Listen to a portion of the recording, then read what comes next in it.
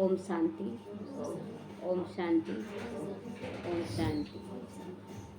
आज बाबा कह रहे मीठे बच्चे, तुम सबकी आपस में एक मत हो।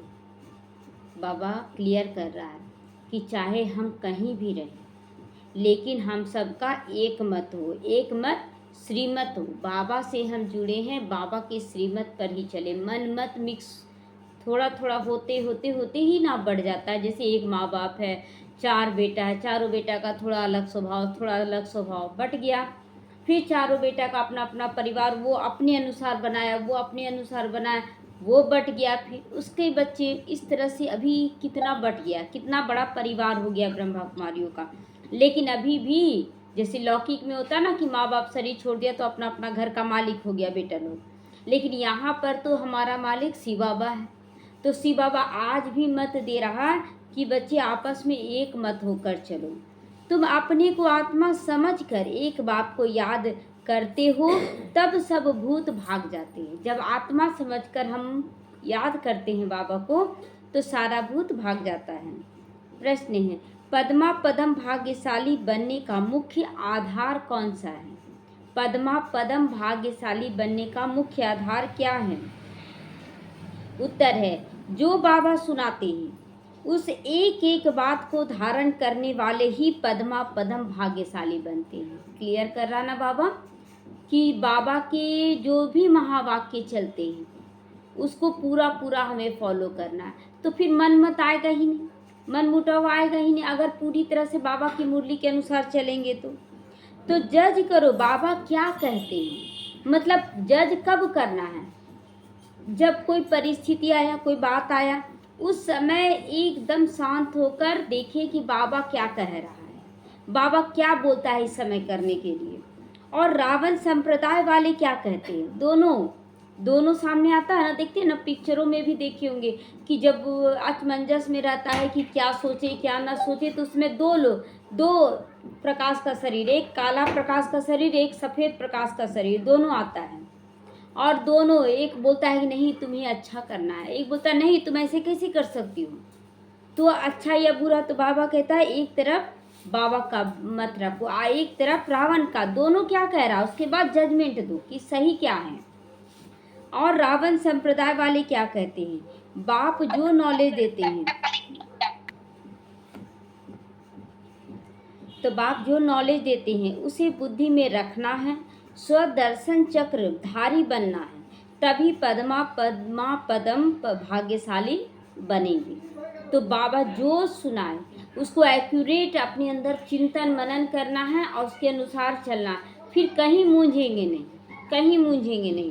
तो इस नॉलेज से ही तुम गुणवान बन जाती हो, गुणवान हम बन जाते हैं। तो बाबा कहता है इस तरह से जब हम चलते हैं, इस नॉलेज को धारण कर लेते हैं, तब हम गुणवान बन जाते हैं। क्योंकि हर परिस्थिति के लिए हम लोग तैयार रहते हैं। जब बाबा के ज्ञान के अनुसार चलेंगे तो कोई भी परिस्थिति में मूंझेंगे नहीं, बस बाबा और मैं, और कुछ नहीं। ओम शांति। रूहानी बाप अंग्रेजी में कहा जाता है स्पिरिचुअल फादर। सतयुग में जब तुम चलोगे तो वहाँ अंग्रेजी आदि दूसरी कोई भाषा होगी नहीं, यहाँ पर समझाया जाता है। तुम जानते हो सतयुग में हमारा राज्य होता है, उसमें हमारी जो भाषा होगी वही चलेगी। और हमारी भाषा क्या होगी वहाँ पर? संस्कृत होगा क्या? हिंदी होगा। तो फिर बाद में वो भाषा बदलती जाती, बाद में जो जैसा आया, जैसे शंकराचार्य आए तो हिंदी कर दी, अंग्रेजों ने इंग्लिश कर दिया, तो इस तरह से बदलता चला गया लैंग्वेज। अभी तो अनेक भाषाएं हैं, जैसा जैसा राजा वैसी वैसी भाषाएं चलाते चले गए। अब यह तो सब बच्चे जानते हैं, सब सेंटर्स पर जो बच्चे हैं उनकी होती है एक मत। चाहे आप विदेशों में भी चले जाएं, चाहे कहीं भी चले जाएं, लेकिन भाषा अलग होगा, लेकिन मत तो एक ही होगा ना। अब सबसे पूछेंगे आप कौन हैं, तो सब तो वही बोलेगा मैं आत्मा हूँ।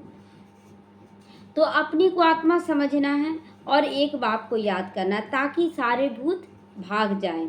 बाप है पतित पावन, 5 भूतों की तो सब में प्रवेशता है। कोई भी ऐसा नहीं है जिसके अंदर भूत ना हो, विकार ना हो। आत्मा में ही भूतों की प्रवेशता होती है। फिर इन भूतों अर्थात अथवा विकारों का नाम भी लगाया जाता है। देह, अभिमान, काम, क्रोध, ये क्रोध है, ये काम विकार है, इस तरह से बताया जाता है। ये भूतों का नाम है। तो ऐसे नहीं कि सर्वव्यापी कोई ईश्वर होता है। सर्वव्यापी क्या है? अभी विकार है, सारा विकार सर्वव्यापी है, जहाँ भी देखिए सबके अंदर है। लेकिन अगर भगवान सब जगह रहता, सब जगह केवल प्यार ही प्यार होता, आनंद ही आनंद होता, पवित्रता, सारा गुण होता। लेकिन नहीं दिख रहा, लेकिन विकार सब जगह दिख रहा है। तो कभी भी कोई कहे कि ईश्वर सर्वव्यापी है, तो कहो सर्वव्यापी तो आत्माएं हैं, और इन आत्माओं में 5 विकार सर्वव्यापी है। भगवान सर्वव्यापी नहीं है। बाकी ऐसे नहीं कि परमात्मा सभी में विराजमान है। परमात्मा में फिर 5 भूतों की प्रवेशता कैसे होगी? अब भगवान में थोड़ी हो जाएगा। अगर भगवान हमारे अंदर है तो एक साथ अंधेरा और उजाला थोड़ी हो सकता है। ये क्लियर जवाब है कि एक साथ अंधेरा और उजाला नहीं हो सकता है। जहाँ भगवान है वहाँ विकार नहीं हो सकता है। एक एक बात को अच्छी रीति धारण करने से तुम पद्मा पदम भाग्यशाली बन जाती हो। बाबा कहता है एक एक बात, मुरली का अगर हर पॉइंट को अगर हम लोग अपने अंदर धारण कर लें तो बहुत अच्छा से प्रोग्रेस करेंगे। दुनिया वाले रावण संप्रदाय क्या कहते हैं? रावण संप्रदाय क्या कहते हैं? और बाप क्या कहते हैं? दुनिया वाले क्या है? रावण संप्रदाय। तो वो क्या कहते हैं और बाप क्या कहते हैं? अब जज करो, सही क्या है, गलत क्या है, जज करना है हमें। हर एक के शरीर में आत्मा है। उस आत्मा में 5 विकार है। प्रवेश किया हुआ शरीर में नहीं है, आत्मा में 5 विकार है। अथवा भूतों की प्रवेशता होती है। किसमें? आत्मा में। शरीर तो छूट गया, उसके बाद आत्मा में वो विकार गया, वही तो ट्रांसफर होता चला जाता है दूसरे के अंदर।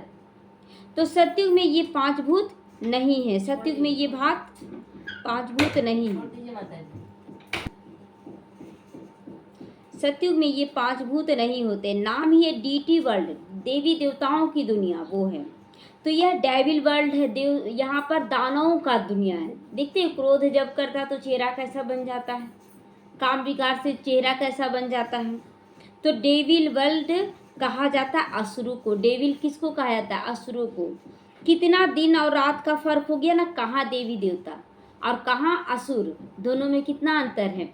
अभी जब शांत बैठते हैं तो वो फोटो खींचे, और एक होता है कि जब गुस्सा आता है, चिड़चिड़ापन आता है, उस समय का फोटो खींचे, अपने ही चेहरे में 2 रूप नजर आएगा। तो अभी तुम चेंज होते हो ना, अब तुम चेंज होते जा रहे हो। वहाँ तुम्हारे में कोई भी विकार व कोई अवगुण नहीं रहता है, तुम्हारे में संपूर्ण गुण होते हैं। तुम 16 कला संपूर्ण बने रहते हो।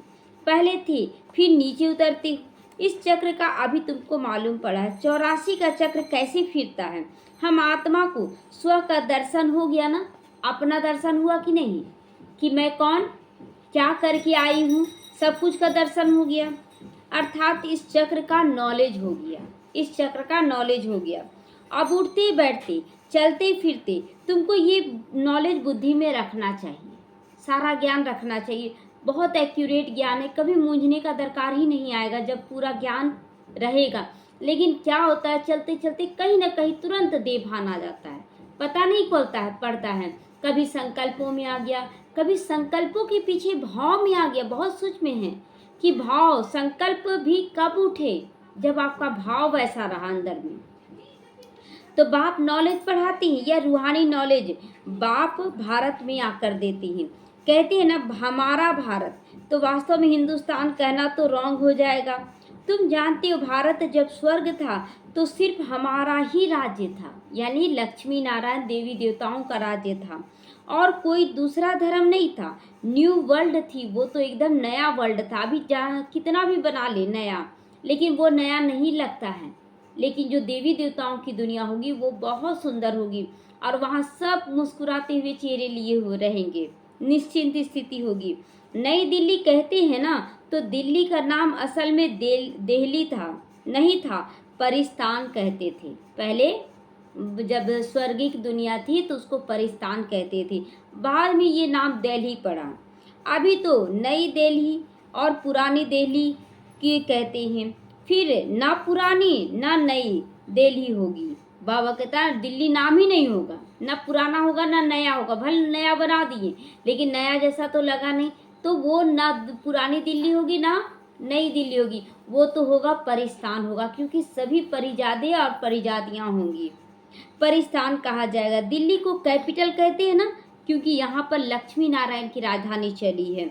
लक्ष्मी नारायण का राज्य होगा और कुछ भी नहीं होगा, हमारा ही राज्य होगा। नशा बाबा चढ़ा रहा है कि हमारा ही राज्य होगा, वहाँ कोई छीना झपटी भी नहीं होगा। ये मेरा राज्य, ये मेरा राज्य, सब अपनी जगह में संतुष्ट रहेंगे। अभी तो राज्य नहीं है, इसीलिए सिर्फ कहते हैं हमारा भारत देश है। राजाएं तो अब कोई है ही नहीं, कोई राजा है, भले प्रधानमंत्री बन गया लेकिन राजा नहीं कहेंगे उसको। तुम बच्चों की बुद्धि में सारा ज्ञान चक्र रहता है। बरोबर पहले पहले इस विश्व में देवी देवताओं का राज्य था और कोई राज्य नहीं था, दूसरा कोई राज्य नहीं था। जमुना का किनारा था, उनको परिस्थान कहा जाता था। देवी देवताओं की कैपिटल दिल्ली ही हो रही है, दिल्ली ही रहेगी, लेकिन दिल्ली भी पूरा नहीं रहेगा, वो भी छोटा सा जगह रहेगा। तो सभी को कोशिश होती है, कशिश होती है ना, दिल्ली हर बात में सारे लोग जाते हैं दिल्ली। तो सबसे बड़ी है भी है, एकदम सेंटर बीच में है, एकदम सेंटर बीच में है। सेंटर मतलब पूरी भारत में आप देखेंगे दिल्ली बीच का सेंटर है, बिंदु है। मीठे मीठे बच्चे जानते हैं पाप तो जरूर हुए हैं, पाप आत्माएं तभी तो बने हो, पाप हुआ है ना। आज क्या हमारे कर्मों में नहीं दिख रहा है, हमारे संकल्पों में नहीं दिख रहा है पाप। तो सतयुग में होते पुण्य आत्माएं। अगर दुख की फीलिंग आई, अगर आप चेक करेंगे तो संकल्प गलत नजर आएगा, और अगर संकल्पों को चेक करेंगे तो उसके पीछे भाव गलत रहेगा। लेकिन जो न्यारा प्यारा होकर चलता उसको कोई फीलिंग नहीं। तो फीलिंग आ रही है माना कमी है अभी, और उस कमी को दूर करना है। तो बाप ही आकर पावन बनाते हैं, जिसकी तुम शिव जयंती फिर मनाते हो। शिव जयंती क्यों मनाते हैं? शिव बाबा आकर हमें रियलाइज करवाता है कि बच्चे देखो यहाँ गलत है, इसको सही करो। तो अब जयंती अक्षर तो सबसे अच्छा लगता है, इसीलिए इनको फिर शिवरात्रि भी कहते हैं। रात्रि का अर्थ तो तुम्हारे सिवा और कोई समझ ही ना सके। रात्रि का अर्थ तो लोग रात में क्या करते, शिवरात्रि का बारात निकाल लेते रात्रि को, लेकिन वो रात्रि थोड़ी हमारे जीवन की रात्रि, कि हम कैसे दुख अशांति में आ गए, वो है रात्रि। तो कुछ समझ ना सके, अच्छे अच्छे विद्वान आदि भी कोई भी नहीं जानते कि शिवरात्रि क्या है। तो मनावे क्या, क्या मनाएंगे? तो शिव का छोड़कर शंकर की रात्रि मनाते, जैसे आजकल शादी ब्याह रात को करते हैं ना, तो शंकर का भी रात्रि दिखाते हैं। तो रात्रि का अर्थ क्या है? यह जो 5000 का चक्र है उसमें सुख और दुख का खेल चलता है। सुख को कहा जाता है दिन और दुख को कहा जाता है रात। तो दिन और रात के बीच आता है संगम, दिन और रात के बीच जो अमृत वेला होता है वो होता है संगम। तो अभी कलयुग के रात और सतयुग के दिन के बीच में आया ना अमृत वेला युग, संगम युग। आधा कल्प सोजरा आधा कल्प अंधियारा। भक्ति में तो बहुत ताकत तिक तिक चलती रहती है। तिक तिक माना लड़ाई झगड़ा चलता रहता है, जब से आप देखिए द्वापर से लड़ाई झगड़ा ही हो रहा है। तो यहाँ सेकंड की बात है, बिल्कुल इजी और सहज योग है ये। कितना इजी है, अगर अपने आप को शांत कर लीजिए, सामने वाला बोलता जा रहा कुछ भी बोल रहा है, वो आप शांत हैं तो सामने वाला थक जाएगा, फिर लड़ाई बढ़ेगा नहीं, वो बोलते रहेगा, आप चुपचाप चुपचाप न्यारापन रहे। तो पहले तो तुमको पहले जाना है मुक्ति धाम में, तो पहले तुमको न्यारा बनना पड़ेगा, बाबा क्लियर कर रहा है। फिर तुम जीवन मुक्ति और जीवन बंध में कितना समय रहे यह भी तुम बच्चों को याद है, फिर घड़ी घड़ी भूल जाती हो। बाप समझाते बच्चे योग अच्छा ठीक है, परंतु उन्हों का है जिस्मानी योग। जिस्मानी योग लग जाता है, साधु सन्यासियों से योग लग जाता है। तो यह है आत्माओं का परमात्मा के साथ योग। तो ये तो गुप्त होना चाहिए, बाबा के साथ हम क्या कर रहे हैं। जैसे कि हम कोई भी काम कर रहे हैं तो उस समय हम किसको याद करें, ये तो गुप्त है। तो यही बाबा कहता है कि आत्मा का परमात्मा से योग गुप्त है, और उसको निरंतर कर दो, निरंतर कर दो तो कभी मूंझेंगे नहीं। और बाबा से योग केवल बाबा बाबा करना नहीं, मनन चिंतन करना, स्वदर्शन चक्रधारी बनना, अपना दर्शन करते रहना। इस समय हम क्या सोचे, मेरे अंदर में कौन सा संकल्प उठा, तो सन्यासी लोग तो अनेक प्रकार के हठ योग आदि सिखाते हैं, तो मनुष्य मूंझ जाते, हमसे नहीं हो पाएगा। तो तुम बच्चों का बाप भी है तो टीचर भी है, तो उनसे योग लगाना पड़े ना। टीचर से पढ़ना होता है। बच्चा जन्म लेता है तो पहले बाप से योग लगाता है, फिर 5 वर्ष के बाद टीचर से योग लगाना पड़े, फिर वानप्रस्थ अवस्था में गुरु से योग लगाना पड़े। ये बटा हुआ है। 3 मुख्य याद रहते, वह तो अलग अलग होते हैं। यहाँ तो एक ही बार में तीनों ही मिल जाते हैं। बाप आकर बाप भी बनते, टीचर भी बन जाते और गुरु भी बन जाते हैं। वंडरफुल लगता है ना, एक साथ हमें तीनों ही मिल गए। तो ऐसे बाप को तो जरूर याद करना चाहिए। जन्म जन्मांतर 3 को अलग अलग याद करते आए हो, अलग अलग। बाप अलग पालना दिया, वो अपना पालना के लिए निमित्त बना, फिर स्कूल भेज दिया तो टीचर से योग लगा, और जब वानप्रस्थ हुआ तो गुरु कर लिए। अभी तो बच्चों को भी गुरु करा दिया जाता है कि मौत का गारंटी नहीं, चलो गुरु करा दिया जाए। यानी कि युग वानप्रस्थ अवस्था को प्राप्त कर चुका है। तो अलग अलग करते आए हैं। अभी सतयुग में भी बाप से योग रहेगा, फिर टीचर भी वहाँ होता है। सतयुग में भी बाबा बोल रहा है कि वहाँ टीचर और बाप दोनों होगा, लेकिन सतगुरु होगा सतयुग में? क्यों नहीं होगा? सतगुरु क्यों नहीं होगा? सतगुरु यहाँ सदगति करके हम जा ही रहे हैं, वहाँ सदगति का जरूरत कहाँ? वहाँ ले जाने का दरकार ही नहीं है परम धाम। तो पढ़ने तो जाते हैं ना, बाकी गुरु की वहाँ दरकार नहीं रहती, क्योंकि सभी सदगति में रहते हैं। तो फिर कहाँ ले जाएगा? तो ये सब बातें याद करने में क्या तकलीफ होती है तुमको? दिन भर में ये सब बातें मनन चिंतन करने में क्या तकलीफ होती, जो फालतू व्यर्थ की बातों को सोचते रहते हो? बिल्कुल सहज है, इसको कहा जाता है सहज योग। परंतु यह है अनकॉमन, साधारण बात नहीं है, कॉमन बात नहीं है, ये भी अनकॉमन है, क्योंकि गुप्त है ना, बहुत अंदर की स्थिति को अपने अंदर धारण करना होता है। तो बाप कहते मैं तो टेम्प्रोरी लोन लेता हूँ, सो भी कितना थोड़ा समय के लिए लेता हूँ, मतलब बाबा कब आया कब चला गया पता ही नहीं। हम लोगों को तो हमेशा यहाँ रहना है, तो इसीलिए क्या होता है कि कभी कभी देवभान आ जाता है। वायुमंडल में जब फंस जाते हैं तो लगता है क्या करें कैसे करें। तो 60 वर्ष में वानप्रस्थ अवस्था होती है। कहते हैं 60 तो लगी लाठ, मतलब 60 वर्ष के बाद, ऐसे बोलते हैं लोग कि 60 वर्ष के बाद भोगना शुरू हो जाता है। तो इस समय सबको लाठी लगी हुई है ना, लाठी माना दुख बीमारी लगा हुआ है ना। सब वानप्रस्थ निर्वाण धाम में जाएंगे, मुक्ति तो जरूर मिलेगा, ये बाबा क्लियर कर रहा है। तो वह है sweet home, sweetest home. Sweetest home है, स्वीट होम है और स्वीटेस्ट भी है, मतलब सबसे मीठा। मीठा तो है लेकिन वो सबसे मीठा घर है हमारा। उनके लिए कितनी अथाह भक्ति की है। अभी चक्र फिरकर आए हो, चारों तरफ, मतलब सतयुग से लेकर कलयुग तक आए हैं। मनुष्य को कुछ भी पता नहीं, ऐसे ही गपोड़ा लगा दिया कि लाखों वर्ष का चक्र होता, क्योंकि जानते नहीं तो लाखों वर्ष कह देते हैं। तो लाखों वर्ष की बात हो तो फिर रेस्ट मिल ना सके, आराम तो मिलेगा नहीं। आत्मा इतना चलते मतलब एकदम थक गई है 5000 साल में, और लाखों वर्ष में क्या हाल हो जाएगा। तो रेस्ट मिलना ही मुश्किल हो जाए, तुमको रेस्ट मिलती है। उसको कहा जाता है silence home in corporeal world. कहाँ है? इन कॉर्पोरियल वर्ल्ड बना परम धाम, जहाँ पर हलचल नहीं, आत्मा एकदम स्थिर हो जाती है। तो यह है स्थूल स्वीट होम, यह है स्थूल स्वीट होम, वह है मूल स्वीट होम, यह है स्थूल स्वीट होम। यहाँ पर जब देवी देवताओं का राज्य होगा तो स्थूल हो गया, और वो मूल है जहाँ पर परम धाम है, तो वहाँ पर मूल हो गया।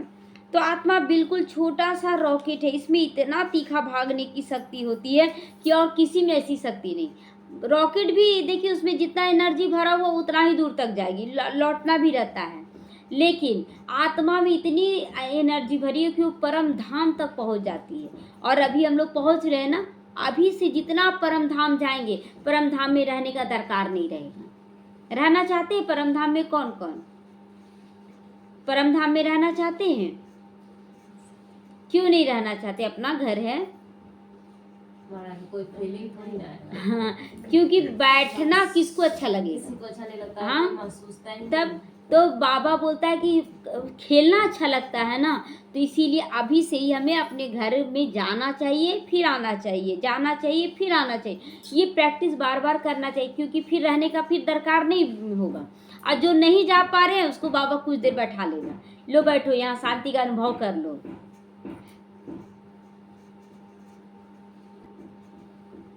तो यह सबसे तीखा, 1 सेकंड में शरीर छूटा और ये भागा, दूसरा शरीर तो तैयार रहता है। ड्रामा अनुसार पूरे टाइम पर उनको जाना ही है। ड्रामा कितना एक्यूरेट बना हुआ है, इसमें कोई इनएक्सक्यूरेसी है नहीं। बाबा कहता है कोई भी गलत फहमी हो ही नहीं सकती है कि यहाँ जाएं कि यहाँ जाएं। जैसे आत्मा छोड़ती है शरीर तो तुरंत अपने धाम की ओर भागती है, और जैसे अभी हम छोड़ेंगे तो, और ऐसे जब छोड़ती है तो वो अपने दूसरे शरीर जो तैयार रहता है उसमें भागती है। तो यह तो तुम जानते हो, बाबा भी ड्रामा अनुसार बिल्कुल एक्यूरेट टाइम पर आते हैं। 1 सेकंड का भी फर्क नहीं पड़ सकता है बाबा के आने में। जो टाइम है बाबा के आने का उससे 1 सेकंड भी आगे पीछे नहीं हो सकता, और जाने का भी टाइम एक्यूरेट है।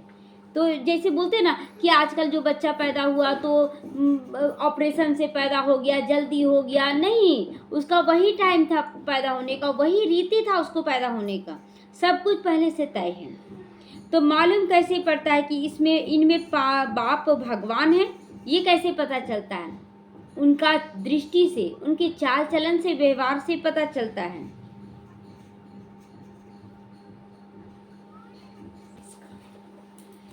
तो जब नॉलेज देते हैं बाबा तो बच्चों को बैठ समझाते हैं। शिवरात्रि भी मनाते हैं। मैं शिव कब कैसे आता हूँ वह तुमको तो पता नहीं। शिवरात्रि कृष्ण रात्रि मनाते। देखिए शिव बाबा कब आए, शिवरात्रि एक्यूरेट किसी को नहीं पता चलता है कि शिव बाबा कब आता है, एक्यूरेट किसी को नहीं मालूम है। हाँ, जब आ गया वो अपने से बोलने लगा कि हम आए हुए, तब जाके हम लोग शिवरात्रि मनाते हैं। तो बाबा कहता है शिवरात्रि के साथ साथ कृष्ण रात्रि भी हो जाती, क्योंकि जन्म हो गया ना कृष्ण का भी। राम की नहीं मनाते क्योंकि फर्क पड़ गया ना, कृष्ण जयंती मनाते शिव जयंती के साथ कृष्ण जयंती, लेकिन राम की जयंती नहीं, क्योंकि राम तो त्रेता युग 2 कला कम हो गया। शिवरात्रि के साथ कृष्ण जयंती की भी रात्रि मना लेते हो, इसीलिए ना कृष्ण का भी जन्म उत्सव मनाते तो रात में मनाते, 12 बजे रात में, और शिवरात्रि को भी रात का ही कहा जाता है। परंतु जानते नहीं दोनों में कनेक्शन क्या है। जैसे ही बाबा आया, परिचय दिया कि मैं कौन और तुम कौन, बस कृष्ण का जन्म हो गया। जन्म हो गया मतलब संस्कार स्टार्ट हो गया, तैयार होना। तो यह है ही आसुरी रावण राज, यह समझने की बात ही। यह तो है बाबा, बूढ़े को ही बाबा कहेंगे कि छोटा बच्चा को बाबा कहेंगे? बूढ़े को कहेंगे, तो कृष्ण तो छोटा बच्चा है तो उसको बाबा थोड़ी कहेंगे। कोई कोई लब से बच्चे को बाबा बाबा कह देते हैं, बाबा बोलते हैं, बच्चे को बाबा कहते हैं। तो उन्होंने भी श्री कृष्ण को लब से कह दिया। बाबा तो सब कहा जाता है जब बड़े हों, फिर बच्चे पैदा करते हैं। श्री कृष्ण खुद ही प्रिंस है, उनके बच्चे कहाँ से आए? बाप कहते मैं तो बुजुर्ग तन में आता हूँ। शास्त्रों में भी है, परंतु शास्त्रों की बातें एक्यूरेट नहीं होती हैं, क्योंकि मनुष्य जो लिखते हैं ना वो एक्यूरेट लिख ही नहीं सकते हैं, उनमें देह भान होता है। तो कोई कोई बात ठीक भी है। ब्रह्मा की आयु माना प्रजापिता ब्रह्मा की आयु कहेंगे, ब्रह्मा की आयु, प्रजापिता ब्रह्मा की आयु, वह तो जरूरी समय होगा। ब्रह्मा की आयु मृत्यु लोक में खत्म होगी, यह कोई अमर लोक की नहीं है। यहाँ पर की आयु 100 साल दिखाते हैं ना, ये 100 साल है। इनको कहा जाता है पुरुषोत्तम संगम युग। यह सिवाय तुम बच्चों की और कोई की बुद्धि में नहीं आ सकता है कि ब्रह्मा की आयु कितने वर्ष होती है।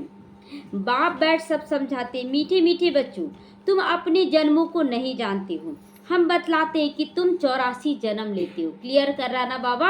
हम लोग तो ऐसे बोलते थे कि 84 लाख योनियों से आकर मनुष्य तन लेते हैं, लेकिन बाबा जब बताते कि अगर 84 लाख में तुम भोगना भोग लिए हो तो तुम्हारा जन्म तो बहुत सुंदर होना चाहिए। लेकिन आज हम तड़प रहे हैं, जन्म लेते के साथ लोग बीमार पैदा हो रहे, बच्चे गरीब अमीर सब हो रहा है। तो ये कर्मों की गति मनुष्य तन में ही चुकतू करना है। तो जन्म लेती हो कैसे, तो तुमको पता पड़ गया।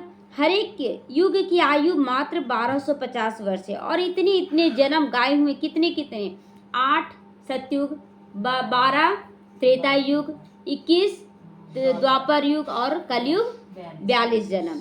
84 जन्मों का हिसाब हो गया ना, एक जन्म संगम युग। 84 लाख का तो हिसाब हो ना सके, इसको कहा जाता है 84 का चक्र। 84 लाख की तो बात ही याद ना है। यहाँ कितने अपरम अपार दुख हो गए हैं, कैसे दुख देने वाले बच्चे पैदा हो रहे हैं अभी। बच्चे भी देखिए कैसा नटखट होता है ना, अभी कितना बदमाशी करता है। इसको कहा जाता है घोर नर्क, बिल्कुल छीछी दुनिया। तुम जानते हो अभी हम नई दुनिया में जाने की तैयारी कर रहे, वहां पर बच्चे भी कितने मीठे कितने प्यारे होंगे। पाप कट जाए तो हम भी पुण्यात्मा बन जाएं। अभी कोई पाप नहीं करना है, कोई भी पाप मनसा वाचा कर्मणा किसी से नहीं करना है।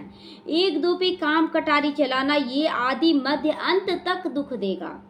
तो अभी यह रावण राज्य पूरा होता है, अभी एक कलयुग का अंत। यह महाभारी लड़ाई है, अंतिम लड़ाई, ये महाभारी लड़ाई लगेगी लास्ट में। फिर कोई लड़ाई आदि की जरूरत ही नहीं पड़ेगी, आधा कल्प तक कोई लड़ाई नहीं लगेगा। वहाँ कोई भी यज्ञ भी नहीं रचा जाएगा, जैसे इस शांति के लिए यज्ञ रचते हैं वहाँ कोई यज्ञ नहीं होगा। जब यज्ञ रचते हैं तो उसमें हवन करते हैं, तो हवन माना अपने विकारों का स्वाहा करना, हवन कर देना। बाप ने यह जो रुद्र ज्ञान यज्ञ रचा, इसमें बच्चे अपनी पुरानी सामग्री सब स्वाहा कर देते। सामग्री क्या है? ये तन, ये मन, ये धन, ये जीवन, सब कुछ स्वाहा कर देना, कुछ भी नहीं रखना है। अब बाप ने समझाया ये रुद्र ज्ञान यज्ञ, रुद्र शिव को कहा जाता है, रुद्रमाला कहा जाता है ना, तो रुद्रमाला में जितनी भी आत्माएं सब पिरो जाएंगी। तो निवृत्ति मार्ग वालों को प्रवृत्ति मार्ग की रस्म रिवाज का कुछ पता ही नहीं, वह तो घर बार छोड़कर जंगल चले जाते, नाम ही पड़ा है सन्यास। तो किसका सन्यास करते? वो तो घर बार का सन्यास करते हैं, खाली हाथ निकल जाते हैं। पहले तो गुरु लोग बहुत परीक्षा लेते हैं, काम कराते हैं, मतलब शिष्य जो जाते हैं उसे सब तरह का काम कराएंगे, परीक्षा लेते ये टिकेगा कि नहीं। तो पहले भिक्षा में सिर्फ आटा लेते थे, रसोई नहीं लेते थे। उन्हों को जंगल में रहना है, जहाँ कंद मूल फल मिलते हैं वही खाना पीना पड़ता है। यह भी गायन है, जब सतो प्रधान सन्यास होता है तब वो खाते हैं। जब सतो प्रधान सन्यासी होते हैं ना, वो बना हुआ भोजन नहीं खाते, कंद मूल खाकर रह जाते हैं। और अभी तो देखो वैरायटी खाना खाते हैं साधु सन्यासी भी। अभी तो बात ही मत पूछो क्या क्या करते हैं। इसका नाम है विषय विकारी वर्ल्ड, वह है वाइसलेस वर्ल्ड। तो अपने को विषय समझना चाहिए ना, विषय समझना चाहिए ना, मतलब सन्यासियों को भी समझना चाहिए कि हम लोग विषय में पड़े हुए, मतलब ये चाहिए वो चाहिए में पड़े हैं। बाप कहते सत्युग को कहा जाता शिवालय, वाइसलेस वर्ल्ड।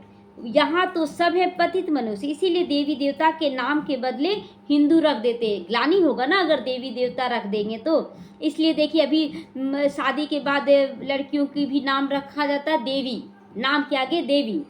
तो देवी भी अच्छा नहीं लगने लगा, क्यों? क्योंकि वो क्वालिटी नहीं है, तो अब मिस्टर और मिसेज रखने लगे। तो बाप तो सारी बातें समझाते रहते, तुम असल में ही बेहद बाप के बच्चे हो, वह तो तुम्हें 21 जन्मों का वर्षा देते हैं। तो बाप मीठे मीठे बच्चों को समझाते हैं, जन्म जन्मांतर के पाप तुम्हारे सिर पर हैं, पापों से मुक्त होने के लिए तुम मुझे बुलाते हो। पाप माना दुख, बीमारी, ये सब पाप की निशानी है। तो हमें पापों से मुक्त करने के लिए बाबा को याद करना है। साधु संत आदि सब पुकारते हैं, हे पतित पावन, मतलब अर्थ तो कुछ भी नहीं समझते, यानी हम पतित हैं तो पावन को बुला रहे हैं। तो ऐसे ही गाते रहते वो लोग, ताली बजाते रहते, रात भर पतित पावन सीताराम गाते रहती हैं। उनसे कोई पूछे कि परमात्मा से योग कैसे लगावे, उनसे कैसे मिले, तो कह देंगे परमात्मा तो सर्वव्यापी है, उनसे क्या मिलना, तुम्हारे अंदर भी भगवान है। तो ये क्या यही रास्ता बताते हैं, अपने अंदर ही भगवान है। तो कह देते वेद शास्त्र पढ़ने से भगवान मिलेगा, परंतु मिला भगवान? नीति नीति कहते चले गए। परंतु बाप कहते मैं 5000 वर्ष के बाद ड्रामा के प्लान अनुसार आता हूँ। यह ड्रामा का राज सिवाय बाप के और कोई भी नहीं जानता। लाखों वर्ष का ड्रामा हो ही नहीं सकता है। तो अब बाप समझाते 5000 वर्ष की मात्र बात है, मात्र 5000 वर्ष की, पूरा कल्प की आयु है। कल्प पहले भी बाबा ने कहा था मन मना भाव, मन को पवित्र बना लो, और मन जब पवित्र बन जाएगा तो आपका बुद्धि, आपका संस्कार, कर्मेंद्रियां सब एक्यूरेट चलने लगेंगी। तो यही महामंत्र है।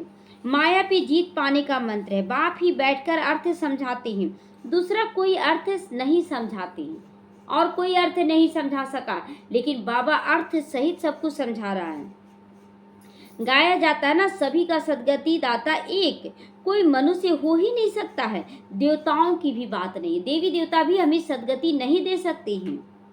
तो वहाँ तो सुख ही सुख है, वहाँ कोई भक्ति आदि नहीं करते हैं। सत्युग त्रेता युग में भक्ति नहीं करते, लेकिन देखिए शास्त्रों में तो दिखा देते हैं ना कि राम भी भक्ति किए, कृष्ण भी भक्ति किए।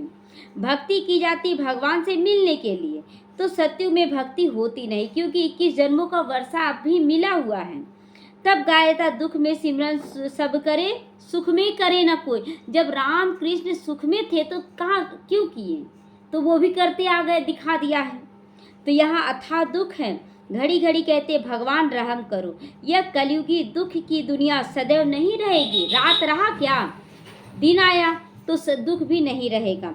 सत्युग त्रेता पास्ट हो गया, फिर होंगे लाखों वर्ष की बात ही नहीं, याद ही नहीं रहेगी। अब बाप की तो सारा नॉलेज दे रही हैं, अपना परिचय और रचना की आदि मध्य अंत का भी ज्ञान दे रहे, हमारा आदि मध्य अंत का ज्ञान समझा रहे हैं। 5000 वर्ष की बात है, तुम बच्चों को ध्यान में आ गया। अभी तो पराए राज्य में हो, इसीलिए दुख हो रहा, दूसरे के राज्य में। अब जब तक इस शरीर में, तब तक हम पराए राज्य में, भल हम बाबा की गोद में हैं तब तक सुरक्षित है, लेकिन जैसे ही रावण राज्य में जाएंगे, मतलब संस्कार इमर्ज होगा, दुख होना शुरू हो जाएगा। तुमको अपना राज्य था, यहाँ तो देखो लड़ाई से अपना राज्य लेते हैं लोग, एक दूसरे पर हथियारों से लड़ाई करते, मारा मारी से अपना राज्य लेते हैं, कड़वे बोल से राज्य लेते। मेरा जमीन मेरा घर, अगर शरीर छूट गया, कहाँ गया मेरा घर मेरा जमीन।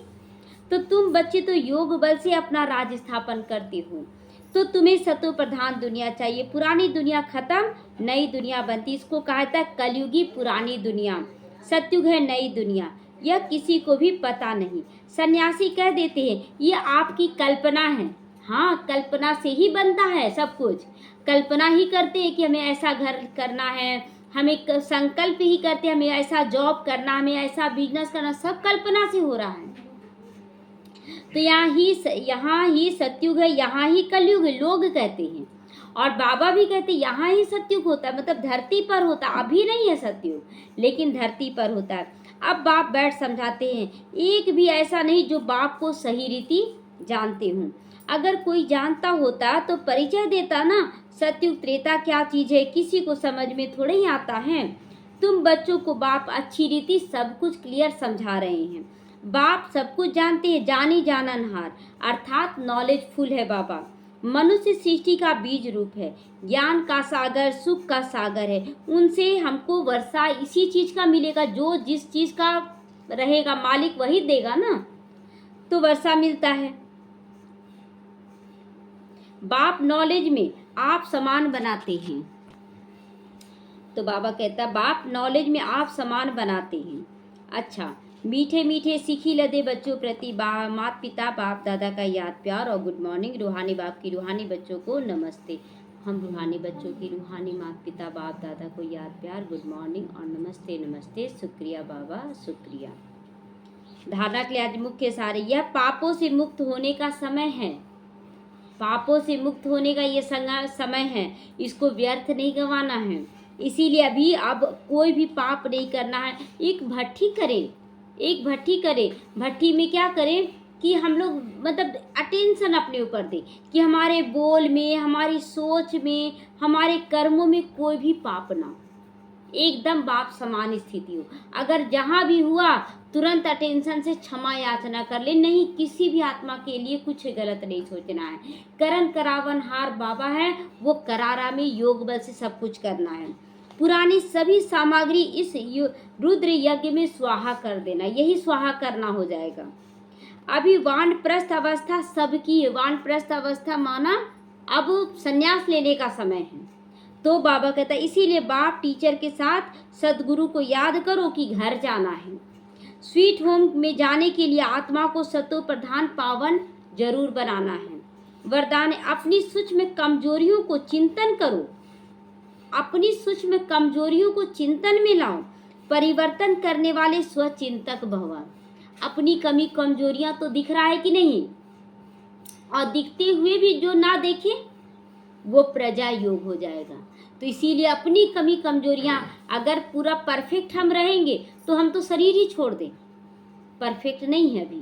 तो इसलिए चिंतन करना है, सिर्फ ज्ञान की पॉइंट रिपीट नहीं करना। हम बहुत अच्छा ज्ञान सुना रहे हैं, बहुत अच्छा ज्ञान का चिंतन कर रहे हैं, नहीं, रिपीट करना, सुनना या सुनाना ही स्वचिंतन नहीं है। लेकिन स्वचिंतन अर्थात अपनी सूक्ष्म कमजोरियों का चिंतन करो, क्या कमी है मेरे अंदर, अपनी छोटी छोटी गलतियों का चिंतन करो और उसे मिटा दो, परिवर्तन कर देना है। यही है स्वचिंतक बनना, अपने लिए अच्छा बनना।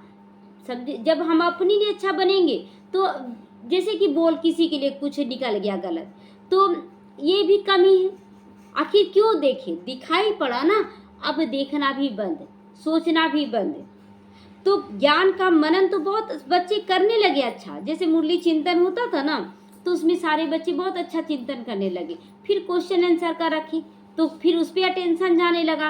अब बाबा कहता है कि मुरली चिंतन तो करे हो, अब अपनी सूक्ष्म कमजोरियों का चिंतन करो, अपने अंदर की कमी कमजोरियों का चिंतन करो। लेकिन ज्ञान को स्वयं के प्रति यूज करके धारण ना स्वरूप बन जाओ, स्वयं को परिवर्तन करना, इसकी ही नंबर फाइनल रिजल्ट में ज्वाइन होगी। बाबा कहता है जो नंबर किस पर मिलेगा, आप अपनी स्थिति से कितना परफेक्ट रहे, बाप समान स्थिति में कितना रहे। तो सोचिए, चिंतन करें कि हम ये काम जो करने जा रहे हैं वो सही है। स्लोगन है, हर समय करण करावन हार बाबा याद रहे तो मैंपन का अभिमान नहीं आ सकता है, मैंपन में नहीं आ सकते हैं। ओम शांति।